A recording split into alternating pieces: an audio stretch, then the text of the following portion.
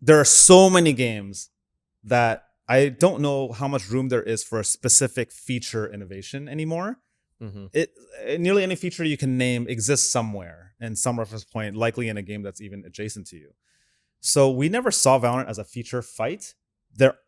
Except that there were certain features that were so important, we called them table stakes, like anti-cheat. Again, I had quit every shooter because of cheating. We wanted to invest more into that than anyone else. How hard is that? The hardest. How expensive is that? Literally tens of millions of dollars. Wow. If anyone is making a shooter without the full force of a big company, I wish you the best. It's How like long very does that difficult. take? Well, it takes a long time because it's a whack-a-mole problem. So if you send one more packet to the server, then the server load goes up, then latency is like increased. Then it's just like this bouncing of time, forces. And then at some point you have to go, as we did, to the execs at Riot and ask for $80 million for servers. And they're like, what? And they're like, we had an aspiration to have sub 50 millisecond ping globally in every region for the sake of not having any region, hopefully, feeling like a second-class citizen. That's something that Riot would buy into philosophically, from value standpoint, and literally buy into because it's crazy expensive that nobody will do. Yeah. Right. So yeah. Well, so cheat and then server capacity and speed. Server latency. Yeah, I'd say client that's latency, like performance in general. Performance in general. Because in addition to like latency, you have like frame rate, and FPS in particular is really sensitive to frame rate. And I've always been, when we first started on Valorant, actually a kind of funny story. I ordered a 144 hertz monitor. This was like before they were ubiquitous. This is like he's one of the yeah, first like it wasn't that common. Like pros and shooters would have them, and that's about it.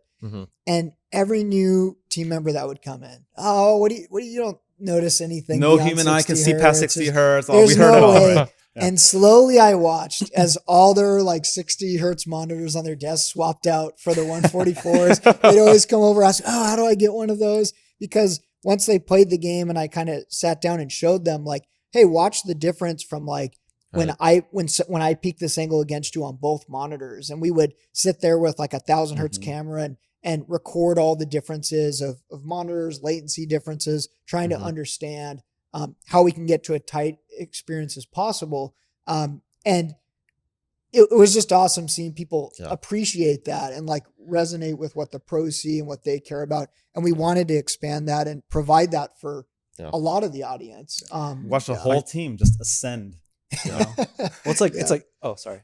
I was just going to say, I feel like that's an example of also like attention to detail that you would not know if you were not a player yourself. Of the if genre, you didn't suffer it yourself. If you didn't suffer it, if you haven't been, affected by other cheaters in game, this is a great example of the philosophy that you were saying earlier. And this also applies to 128 servers, which is I was going to say that increases the cost. Everything is this crazy expensive. And a lot of companies wouldn't take the risks of all those costs up front to provide a better player experience like that. So that's where Riot just felt like the right company for this kind of game. This is why we'd be terrified of building something like this at a startup. Or any other publisher for that matter. Yeah. Would not have backed these decisions. Right. So I think as much as everything we did on Valorant, the support from there and the infrastructure required was key.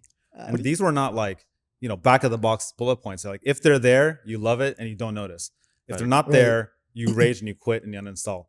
Hey there, we hope you like this clip. If you want to watch the full episode in its entirety, please do click here above or go down below to the A16Z Games YouTube channel where you can find this clip, the full episode, and so many more interviews. We hope you like the content and we'll see you next time.